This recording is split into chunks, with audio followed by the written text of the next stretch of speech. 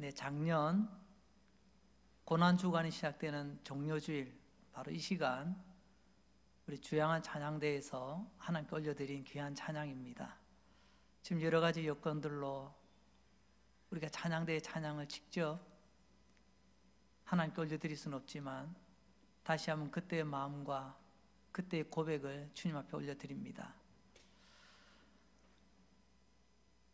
오늘도 가정에서 또 여러 가지 삶의 현장에서 하나님께 예배 드리기 위하여 함께 예배로 동참하시는 우리 모든 믿음의 가족들, 하나님의 은혜가 오늘도 예배 가운데 넘치도록 함께 하시기를 주의 이름으로 축복합니다. 워렌 버핏이라고 하는 사람이 있습니다. 전 세계적으로 투자의 귀재다. 그 사람이 투자해서 별로 실패한 적이 없는 것 같습니다. 그래서 많은 사람들이 이 사람에게 그 투자의 기법을 배우려고 많이 애를 씁니다. 그래서 이 사람이 2000년도부터 특별한 이벤트를 하나 준비했습니다. 워렌 버핏과 점심 식사 한 끼를 하면서 이런저런 좋은 조언을 해준다는 거죠. 단 식사의 비용이 있습니다. 그건 얼마를 정하지 않고 경매로 정합니다. 그 사람이 한 끼에 10그릇, 100그릇을 식사하지 못하기 때문에 한 사람을 정하는데 경매로 붙입니다. 그랬더니 그 액수가 어마어마합니다. 2000년부터니까 지금 한 20년 되었지요.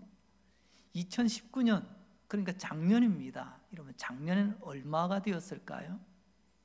예, 작년에는요 54억이었답니다. 어느 투자 관련된 사장님이 했는데, 물론 식사는 아쉽게도 하지는 못했답니다. 하지만 경매로 계약한 그 금액은 전해주어 이 금액이 워렌 버핏 주머니로 들어가는 게 아니고, 여러분, 이 기금이 여러 자선단체로 또 나누어진다는 아주 뜻깊은 그런 행사인 것 같습니다. 식사 한 끼 54억짜리 놀랍지 않습니까? 또 2010년도에 밴쿠버 동계올림픽, 거기서 피겨스케이팅 금메달을 딴 대한민국 국민 선수라고 부를 수 있는 김연아 선수, 그 김연아 선수와 식사할 수 있는 특별한 이벤트가 또 만들어졌습니다. 기업에서 주최를 했는데요, 이름하여 김연아와 함께하는 골든제로 디너 파티. 그때 신청자가 16,820명이랍니다. 그때 이 식사는 10명이 함께 할 수 있다네요.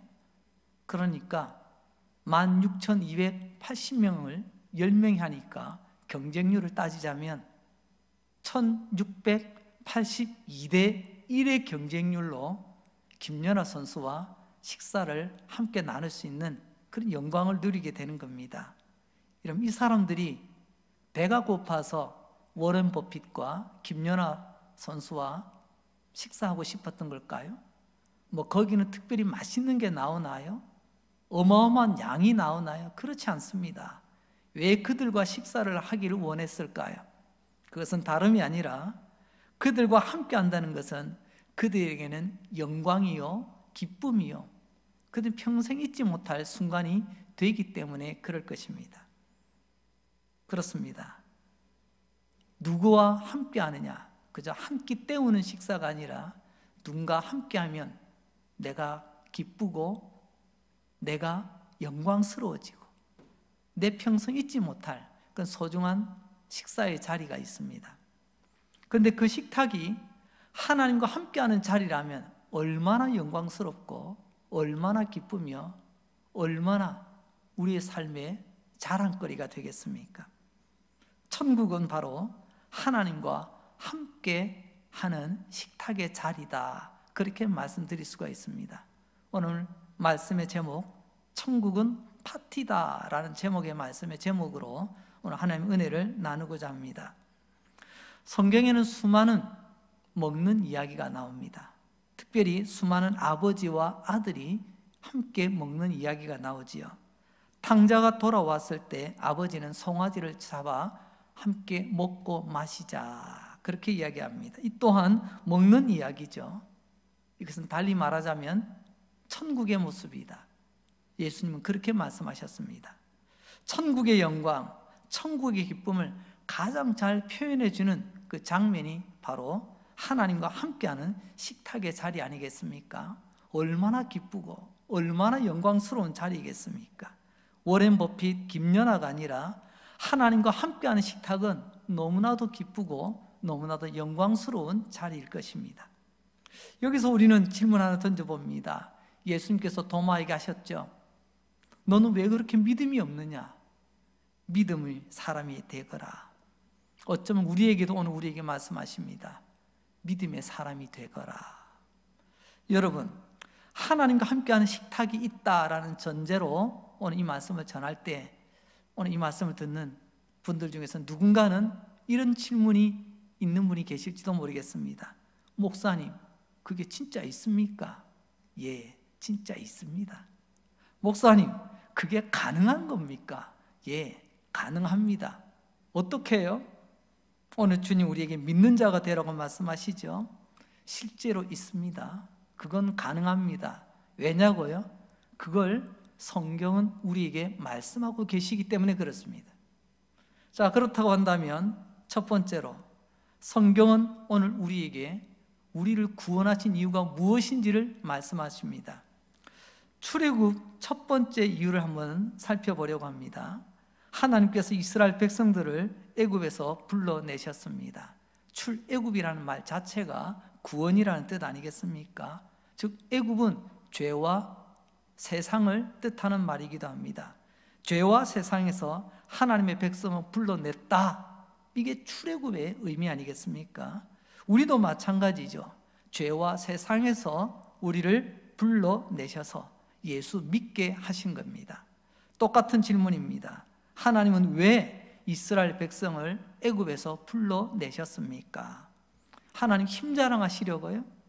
하나님 능력 자랑하시려고요? 아닙니다. 하나님 이스라엘 백성을 애굽에서 불러내신 이유가 있습니다.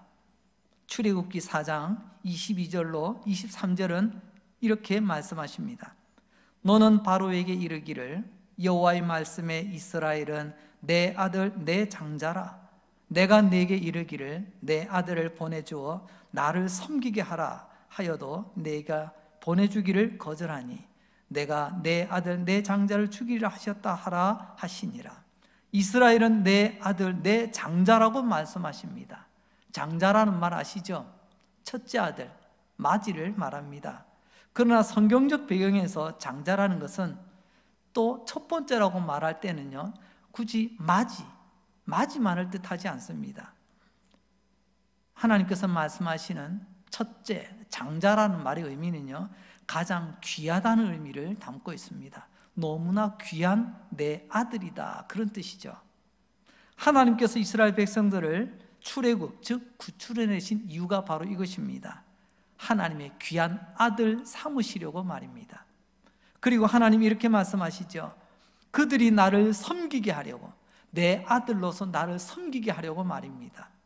섬긴다는 말, 우리는 가장 먼저 예배라는 말을 떠올립니다. 맞습니다. 예배는 하나님을 섬기는 가장 귀한 모습이기도 합니다. 진짜 아버지를 섬기는 것, 여러분 예배하는 것 맞지요? 하지만 여기서 섬긴다는 말은 예배라는 말로만 끝나는 것이 아닙니다. 한 걸음 더 나아가서 예배로 끝나는 섬김이 아니라 아버지와 너무나도 친하게 친밀하게 지내는 것, 이것이 섬기라는 말의 뿌리가 됩니다. 아버지는 아들을 사랑합니다. 아들도 아버지를 사랑합니다. 그래서 아버지와 아들은 식사를 할 때에도 한 식탁에서 함께 식사하는 것을 즐거워합니다. 그래서 식탁은 아버지와 아들이 함께 앉는 것입니다. 아버지 아들이처럼 친하게 사랑스럽게 지내는 것, 이게 바로 섬김이요, 이것을 우리는 친밀함이다 이렇게 표현하기도 합니다. 그래서 식탁은 그저 먹고 끝나는 우리의 허기만 해결하는 자리가 아니라 아버지와 아들의 사랑을 확인하는 자리요, 그 사랑을 나누는 자리, 그래서 하나님과 하나님의 백성이 친밀함을 나누는 바로 그것이 하나님께서 하나님의 백성을 부르신 이유라고 말씀하십니다. 시편 23편 우리 잘 아시는 말씀이 있죠. 여호와는 나의 목자십니다. 이 말은 달리 말하자면요, 여호와는 나의 아빠이십니다 라는 말씀입니다. 여호와는 나의 아빠이십니다. 그죠? 근데 여호와는 아빠이십니다 라는 이 말이 어디까지 이어지는지 아십니까? 5절에 가서 보면 이런 말씀이 있죠. 하나님께서 원수의 목전에서 내게 상을 차려주셨습니다. 여러분, 목자 되신 하나님, 아빠 되신 하나님께서 양인 나에게, 아들인 나에게 밥상을 차려주셨다고 말씀하십니다. 아들이 배가 고파서 밥상을 차린 것이 아닙니다. 이 말의 의미는 너와 나는 가장 사랑하는 아버지여 아들이란다, 사랑의 그 친밀함을 상을 차려주신다는 바로 그러한 표현으로 우리에게 전해주고 계십니다. 이 진리가 오늘 여러분들에게 이해되어지길 바랍니다. 이 진리가 이해되어지게 될 때 우리의 구원이 얼마나 기쁜지를 알게 될 것입니다. 두 번째로 출애굽의 마지막 이유가 있습니다. 출애굽기 24장에 가서 9절로 11절까지의 말씀을 제가 한번 읽어드립니다. 모세와 아론과 나답과 나비후와 이스라엘의 장로 70인이 올라가서 이스라엘의 하나님을 보니 그 발 아래에는 청옥을 편듯하고 하늘같이 청명하더라. 하나님이 이스라엘 자손의 존귀한 자들에게 손을 대지 아니하셨고 그들은 하나님을 뵙고 먹고 마셨더라. 여러분, 출애굽의 마지막 부분에 가서 보면요, 하나님 앞에서 먹고 마셨다고 기록을 하고 있습니다. 무슨 말이죠? 출애굽의 시작도 함께 먹는 것이고요, 출애굽의 마지막도 함께 먹는 것입니다. 하나님이 아들로, 장자로, 존귀한 자로 우리를 부르셨는데 출애굽 24장에 가서 보니까 하나님 앞에서 같이 먹고 같이 마시게 됩니다. 이런 사랑의 친밀함을 위하여 하나님은 출애굽의 역사를 이루셨다는 말씀이죠. 방금 읽었던 출애굽 24장의 말씀을 조금 더 한번 나누어 보면 4가지 내용이 담겨져 있습니다. 첫째는요, 하나님이 보여주셨고 하나님이 만나게 해주셨다는 것입니다. 모세와 아론 그리고 70명이라고 나와 있는데 이 70명은 이스라엘의 대표들을 말합니다. 그러니까 이스라엘 백성 전체가 시내산에 올라서 하나님을 만났다는 것을 말하는 거죠. 거기서 하나님을 보고 하나님을 만난 거죠. 우리가 장차 천국에 가서 하나님을 보고 하나님을 만나게 될 것입니다. 그래서 이 장면은 영화로 치자면 예고편입니다. 정확하게 말하자면 우리가 올라가 하나님을 보고 하나님을 만난 것이 아니라 사실은 하나님께서 하나님 자신을 우리에게 보여주시고 하나님께서 우리로 하여금 하나님을 만나게 해 주셨다는 겁니다. 이것을 우리는 구원의 은혜라 그렇게 말합니다. 하나님께서 보여주시고 하나님께서 만나 주셨다. 죄송합니다. 우리가 무슨 용 빼는 재주가 있어서 하나님을 볼 수 있는 게 아닙니다. 우리가 도대체 얼마나 거룩하고 잘나서 하나님 좀 만납시다 그런다고 하나님 만나는 게 아닙니다. 하나님께서 우리를 만나 주신 거죠. 하나님께서 우리에게 하나님을 보여주신 거죠. 그래서 구원은 하나님의 은혜인 것입니다. 자, 이제 두 번째로 하나님은 존귀하고 아름다운 분이라는 것을 오늘 출애굽 24장에 기록하고 있습니다. 오늘 말씀해 보니까 하나님 발 아래는 청옥이 편듯하고 이 청옥이란 말은 히브리어로 사피르란 말입니다. 헬라어로는요 사페이로스라고 표현되어 있네요.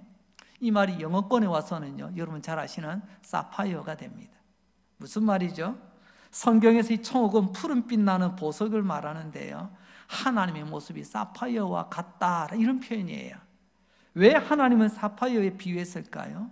출애굽 시대, 모세 시대에 이 사파이어라는 보석은 아주 귀한 보석이었습니다. 캐내기도 힘들었고 구하기도 힘들었던 귀하고 귀한 보석이라는 말이죠. 이처럼 하나님은 존귀하신 분이요, 이처럼 하나님은 귀한 분이라, 아름다운 분이라는 것을 하나님은 청옥, 사파이어 같은 분이시다라고 오늘 우리에게 보여주고 있습니다. 이 존귀하고 아름다우신 하나님께서 이스라엘 백성들을 돌봐주셨다는 말씀이죠. 세 번째 말씀은 하나님과 함께하는 식탁이 바로 천국이라고 오늘 출애굽기 24장에서는 말씀하고 있습니다. 이 존귀하고 아름다운 사파이어와 같은 하나님 앞에서 그들이 먹고 마셨다는 것입니다. 워렌 버핏, 김연아 아닙니다. 하나님과의 식사가 이루어진 그 자리라는 거죠. 얼마나 영광스러운 자리입니까? 여러분, 이것이 성도의 행복이요, 이것이 성도가 누릴 영광인 줄로 믿습니다. 하나님과 함께하는 식탁, 이게 우리 구원의 궁극적 목적이라고 말씀드릴 수가 있습니다. 하나님과 함께하는 식탁, 거기가 바로 천국 아니겠습니까? 그리고 이것은 장차 저와 여러분이 누릴 영광이고 또한 우리의 행복이라고 믿습니다. 이제 출애굽기 24장에서 나오는 네 번째 내용은요, 순서가 조금 바뀌었지만 하나님과 식탁을 하기 전에 하나님이 그들에게 손대지 않으셨다는 것입니다. 여러분, 손대지 아니하셨다고요? 아빠, 애들에게 손대지 마세요. 엄마가 이야기합니다. 무슨 말이죠? 애들 때리지 말라는 겁니다. 손대지 마라라고 하는 것은 쓰다듬는 것을 말하는 게 아닙니다. 손댄다고 하는 것은 때린다, 징계한다, 그런 의미예요. 하나님께서 그들에게 손대지 않았다고요? 그 말은 달리 말하자면요, 하나님께서 진노하지 않으셨다라는 말씀입니다. 하나님은 거룩하고 존귀하고 아름답고 흠이 없는 존귀하신 사파이어 같은 분이십니다. 그런데 천하의 모세 아론이라 할지라도 죄인입니다. 하나님은 사파이어 같은 분이십니다. 그런데 죄가 더덕더덕 붙어있는 죄인이 하나님 앞에 선다고요? 이는 어불성설입니다. 선다 한들 가만히 있겠습니까? 손대십니다. 하나님이 진노하시고 하나님이 심판하십니다. 그런데 하나님이 손대지 아니하셨답니다. 이게 얼마나 놀라운 사실입니까? 손대지 아니하시고 식탁에 앉아 함께 식사를 나누는 장면, 아들에게 손대지 아니하신다, 하나님께서 진노하지 않으셨다, 하나님 기쁘게 허락하셨다. 여러분, 하나님께서 손대지 아니하시고 진노하지 아니하시는 것, 이게 또한 하나님의 큰 은혜 아닐까요? 그러면 하나님 손대지 않으신 이유가 뭘까요? 방금 전에 우리는 하나님은 사파이어와 같이 존귀하고 아름답고 빛나는 사람이라고 이야기했습니다. 죄인은 하나님 앞에, 거룩하신 하나님 앞에 설 수가 없습니다. 그런데 같이 앉아서 식사를 한다고요? 어떻게 이게 가능할까요? 식사하기 전의 장면으로 돌아가 봅니다. 출애굽기 24장 8절 말씀입니다. 모세가 그 피를 가지고 백성에게 뿌리며 이르되 이는 여호와께서 이 모든 말씀에 대하여 너희와 세우신 언약의 피니라. 모세가 그 피를 가지고, 여러분, 이 피는 소를 한 마리 제물로 잡습니다. 그 피를 하나님 앞에 화목 제물로 가지고 가서 드리는 거죠. 이 소의 피를 가지고 백성에게 뿌리며 이르되 뭐라고 말했죠? 이는 여호와께서 이 모든 말씀에 대하여 너희에게 세우신 언약의 피라고 말씀하고 있습니다. 여러분, 이게 어떻게 가능하냐고요? 피 때문에 가능한 것입니다. 이스라엘 백성들을 위하여 죽은 그 흠 없는 제물, 그 제물의 피가 이 기적 같은 일들을 가능하게 만든 것입니다. 사파이어와 같이 존귀하시고 영광스럽고 아름다우신 거룩하신 하나님이 죄가 더덕더덕 붙어있는 인간이 함께 한 식탁에 앉는 이 일이 가능하게 된 것, 그것은 흠없는 제물에 피가 있었기 때문에 가능한 일이었습니다. 이처럼 출애굽기 24장을 보게 되면 모세가 소를 잡아서 번제와 화목제를 드리고 그 소가 흘린 피를 받아다가 그 피의 반은 번제단에 뿌리고 반은 백성에게 뿌렸습니다. 그 피를 반반씩 나누어서 한편으로는 하나님께, 한편으로는 백성들에게 뿌렸다는 거죠. 이 피가 하나님께는 죄사함의 피가 되고 진노를 누그러뜨리는 피가 되었던 것입니다. 그래서 하나님께서 손을 안 대신 겁니다. 백성들에게는 죄를 씻어주는 피, 죄를 덮어주는 피가 되었습니다. 이것을 하나님은 언약의 피다 이렇게 말씀하십니다. 결론은 이렇습니다. 흠없는 희생제물의 죽음을 통해서 흘린 피가 그들이 하나님과 함께하는 식탁에 동참할 수 있게 했다는 것입니다. 무슨 자격으로요? 모세니까요? 아론이니까요? 목사니까요? 아닙니다. 피, 그 흠없는 제물이 희생된 피가 그 상에 앉아 함께 먹고 마시게 만들었다는 거죠. 모세를 앉혔고요, 아론을 앉혔고요, 70명의 이스라엘 백성들의 대표들을 앉혔습니다. 이제는요, 우리를 앉히십니다. 결국 그 피로 하나님의 진짜 가족이 되었다는 말 아니겠습니까? 사실 그렇습니다. 원수랑은 같이 식사의 자리에 앉지 않습니다. 식탁에 같이 앉는 사람은 우리는 가족 또는 가족처럼 여기는 사람들입니다. 그래서 하나님은 나를 하나님의 식탁에 같이 앉히셨다라고 하는 것은 나를 가족으로 받아주셨다는 말씀입니다. 그게 언약의 피입니다. 사실 언약의 피라는 말보다 피로 세운 언약이라는 말이 더 정확한 말일 것입니다. 피로 세운 언약, 그건 뭐죠? 모세이기 때문이 아니라 흠없는 희생제물의 이 피 때문에 내가 너를 손대지 않으마, 내가 너를 진노하지 않으마, 이게 피로 세운 언약, 바로 그 언약의 피가 되는 것입니다. 이걸 잘 이해하셔야 됩니다. 언약의 피가 뭐냐고요? 이 피 때문에 너의 이름, 모세 때문이 아니라 이 피 때문에 내가 너를 손대지 아니한다. 이 피 때문에 너는 나와 함께 식탁에 앉을 수 있고 나와 함께 먹고 마실 수가 있다라는 말씀이죠. 그래서 그 소가 흘린 피는 언약의 피가 되는 것입니다. 어떻습니까? 참 좋지요. 여러분, 나 같은 죄인이 하나님과 함께 식탁에 앉아서 먹고 마실 수 있다는 이 기쁨, 이 영광, 우리 함께 누리는 주의 백성들 되시기를 바랍니다. 이제 두 번째로 우리에게는 비극이 있습니다. 그러나 그 비극을 해결할 수 있는 해답도 있습니다. 자, 두 가지 비극을 살펴봅니다. 첫째는 나는 하나님의 기준을 맞출 수가 없다는 것입니다.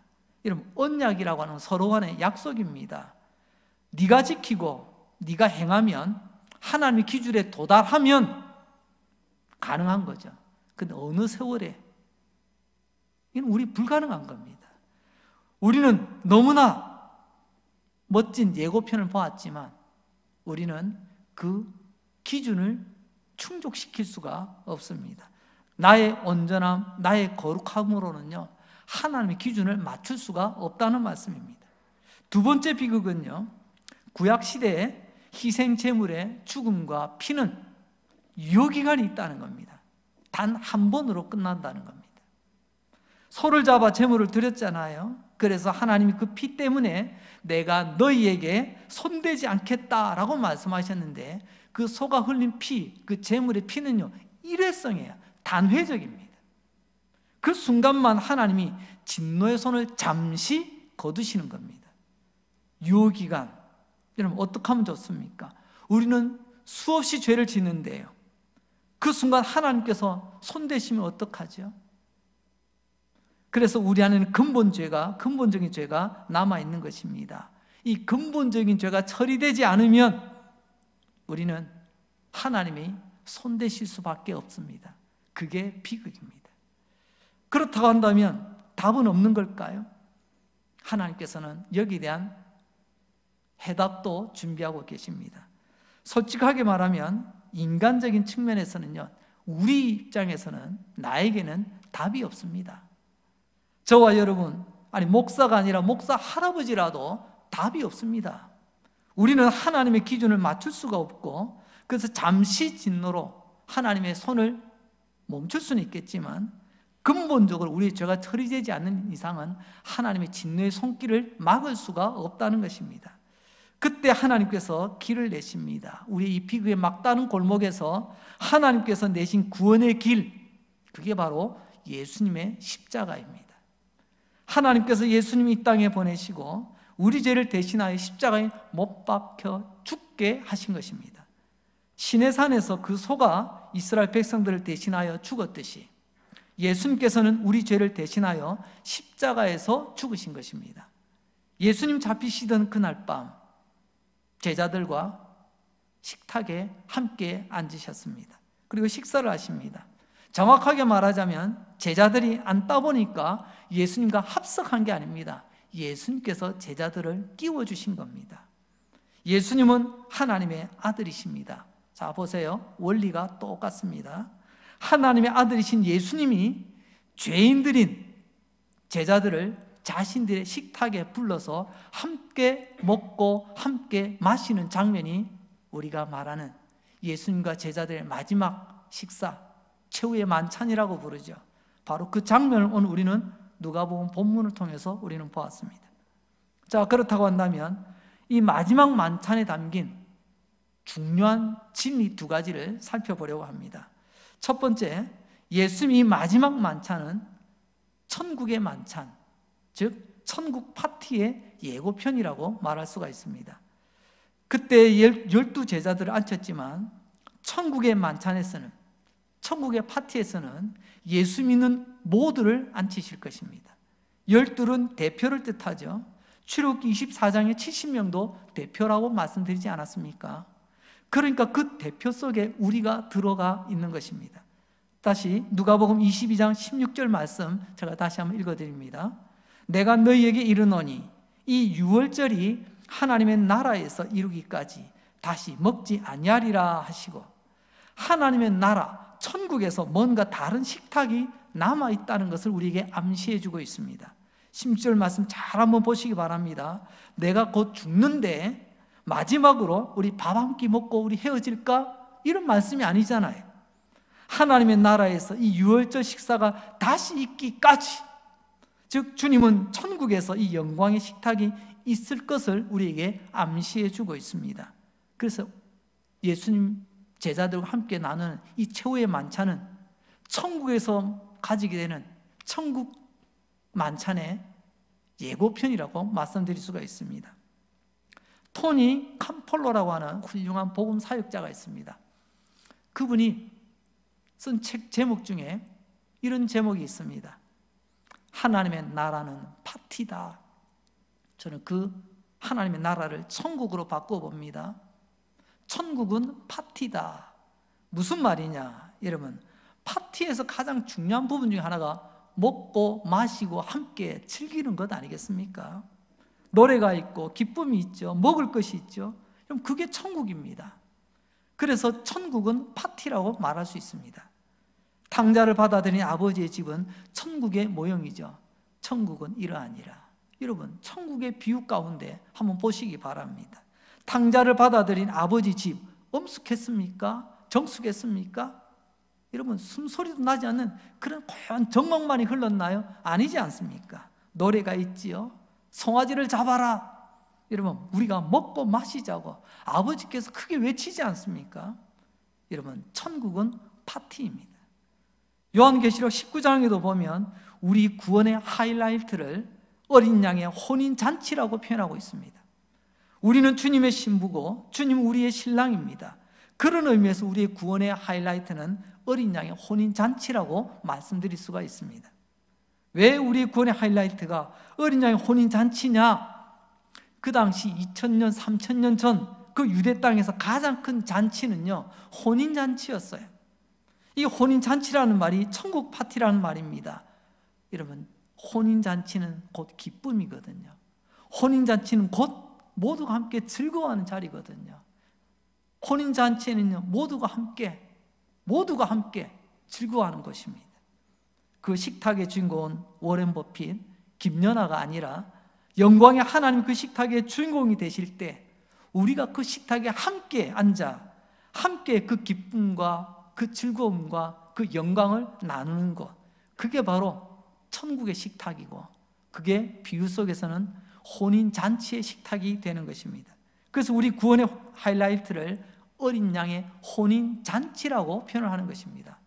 사실 예수님께서 처음 기적을 행하신 장소를 보시기 바랍니다. 어디였죠? 가나의 결혼잔치였습니다. 혼인잔치였습니다. 왜 거기서 예수님이 첫 기적을, 물이 포도주로 바뀌는 기적을 보여주셨을까요?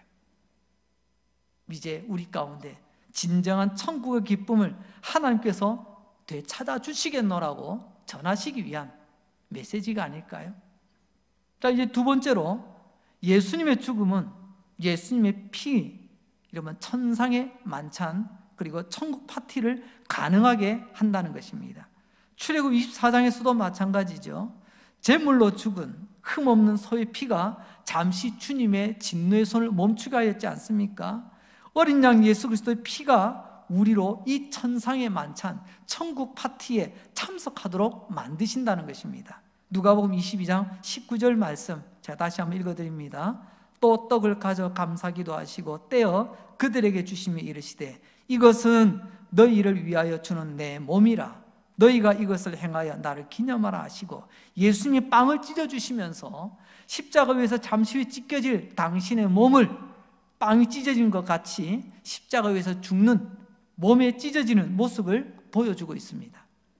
그래서 주님이 빵을 찢어주시면서 이것은 너희를 위하여 찢어주는 내 몸이라고 말씀하십니다.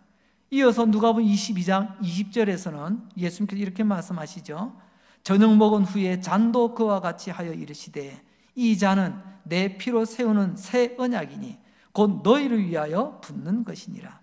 빵을 먹었으면 그 다음에 잔, 포도주 잔, 이것은 당연한 코스 아니겠습니까? 여러분, 유대인의 유월절 식사에는요 최소한 포도주 4잔을 마신다고 합니다. 예수님은 이 잔은 내 피다, 십자가에서 너희를 위하여 내 피라고 말씀하십니다. 그러면서 주님 뭐라고 말씀하시죠? 내 피로 세우는 새 언약이라고 말씀합니다. 우리는 출애굽기 24장에서 피의 언약을 보았습니다. 언약의 피.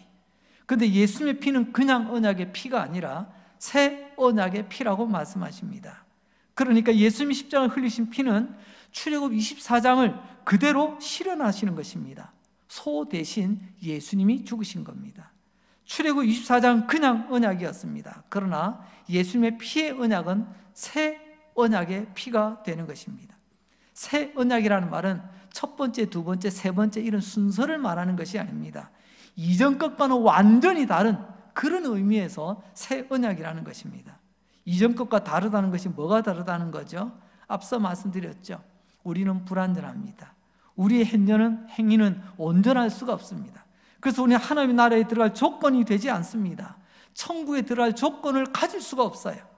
그런데 새 언약은 우리가 아무리 해도 안 되지만 근본적으로 죄인이지만 예수님이 십자가에서 우리 죄를 짊어지시고 우리 대신 죽으심으로 우리가 죄 용서함을 받고 우리의 행실과는 관계없이 우리 수준과는 관계없이 하나님의 자녀가 되고 하나님이 원하시는 기준에 도저히 이루지 못하지만 예수님이 십자가에 죽으심 그 공로로 하나님의 자녀가 되고 장차 천국의 만찬, 천국 파티에 참여하게 된다라는 의미에서 새 언약의 피라고 말하고 있는 것입니다. 그래서 누가는 이렇게 외칩니다. 누가복음 22장 20절 하반절 다시 한번 읽어드립니다. 내 피로 세우는 새 언약이니 곧 너희를 위하여 붓는 것이라. 한번 물어보겠습니다. 예수님이 십자가에서 피를 흘린 겁니까? 부은 겁니까? 피를 흘려주셨죠. 피 흘린 게 맞지요. 그런데 누가는 오늘 누가복음 22장 20절에서 너희를 위하여 피를 흘리셨다고 말씀하지 않고 너희를 위하여 피를 부었다라고 표현하고 있습니다. 예수님은 십자가에서 피 흘렸습니다. 하지만 예수님은 너희를 위하여 내가 십자가에서 피를 부을 것이다. 붓는다고 하는 의미가 뭔 줄 아세요? 바로 흠없는 제물의 피를 제단에 붓는 것입니다. 그런 의미에서 흠없는 소를 잡아다가 피를 부었는데 그 피 때문에 하나님께서 약속대로 죄인들에게 손대지 아니하시고 하나님 식탁에 앉히셨다면 소도 그랬는데 하나님의 아들이신 거룩하신 예수님의 피가 부어진 그 사람을 어찌 하나님께서 진노의 손을 대시겠냐는 말입니다. 소의 피도 하나님 손대지 않으시고 식탁에 앉히셨는데 하나님의 아들 예수의 피가 부어진 그 사람을 어찌 하나님께서 하나님의 식탁에 앉히지 않으시겠냐는 말입니다. 여러분, 우리가 이 영광을 누리고 있다는 사실을 믿으시길 바랍니다. 이제 말씀을 마무리합니다. 선착순 10명이 달려오는 1682대 1에 김연아 선수와 함께하는 식사에 그 자리가 아닙니다. 1682대 1의 경쟁률이 아니라 예수 믿기만 하면, 예수 믿으면, 내가 강릉제일교회 담임 목사이기 때문이 아니라 예수의 피 때문에 내가 너에게 진노의 손을 대지 않을 것이며, 예수의 피 때문에 내가 너를 영광의 식탁, 천국의 파티에 나와 함께 앉게 될 것이다. 주님 약속하십니다. 오늘 이 말씀 들으시고 복되신 주의 백성들 천국의 파티에 다 함께 하시기를 주의 이름으로 축복합니다. 기도합니다. 하나님 아버지, 10번 생각하고 100번을 생각하고 1000번을 생각해봐도 예수님 왜 그렇게 죽으셨는지 이전에는 미처 알지 못했습니다. 이제 알았습니다. 나를 향한 사랑이었다는 것을 이제 알았습니다. 나를 위하여 모든 것 내어주신 하나님의 크신 은혜라는 것 말입니다. 변형 목사라는 명찰 보고 하나님 손대지 않은 것 아니시고, 그 피를 보고 변형 목사라는 명찰 보고 영광의 식탁에 앉히신 것이 아니라 하나님의 아들 예수의 피, 새 언약의 피, 내 영혼에 부어진 그 피를 보고 하나님은 장차 나에게 진노의 손을 대지 않으실 것이며, 그 영광의 식탁, 천국의 파티에 아버지가 되셔서 나를 앉혀주실 줄로 믿습니다. 이 복된 소망을 가지고 힘들고 어려운 때이지만 믿음으로 승리하는 우리 강릉제일교회 모든 성도들 되게 하여 주옵소서. 예수님 거룩하신 이름으로 기도합니다. 아멘.